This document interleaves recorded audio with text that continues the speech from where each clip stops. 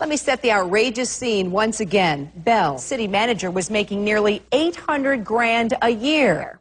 We're analyzing coverage from CNN, Fox News, KABC, the Los Angeles Times, and Redding.com. Fox News reports that these high salaries snuck under the radar. Bell, California, is just a high-profile example of the serious crisis that Gov360 is working to raise awareness about.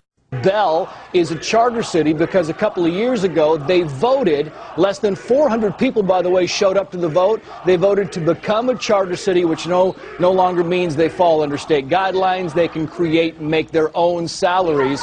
Less than 5% of the voting eligible citizens of Bell are actually voters.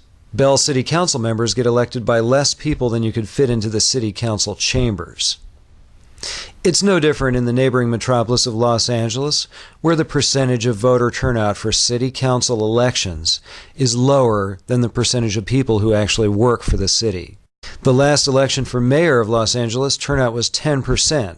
So in a city of 4 million people, the mayor got elected with 156,000 votes.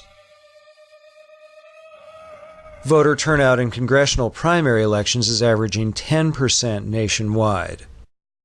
So on this anniversary of 9/11, we're reminded that Americans are not really picking their representatives in Congress. Yet in 2008, far more people voted in the presidential elections. Is it something in the water? What makes Americans focus on the White House over their own local towns, districts, and states? Our Constitution tells us to focus on our representatives and on our local politics, but we are doing the complete opposite. Is it the media? What makes people equate the word vote with presidents? What the hell is wrong with it? What is going on? An editorial on Redding.com says it's the residents' jobs to protect their city, or politicians will take advantage. If voters don't look out for their own interests, politicians will look after their own. Little Bell should sound a wake-up call for everyone. What makes people equate the word vote with the president? What makes tens of millions of people refuse to vote altogether?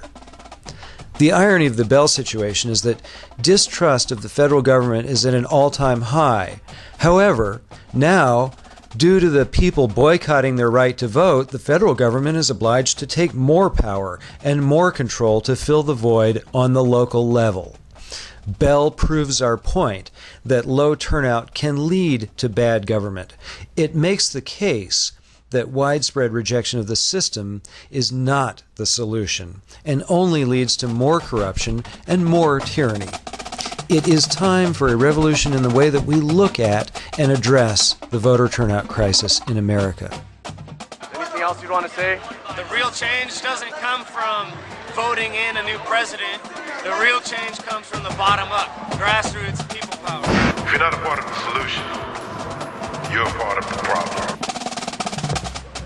Gov360, revolution is in the Constitution. Please help Gov360 spread the word.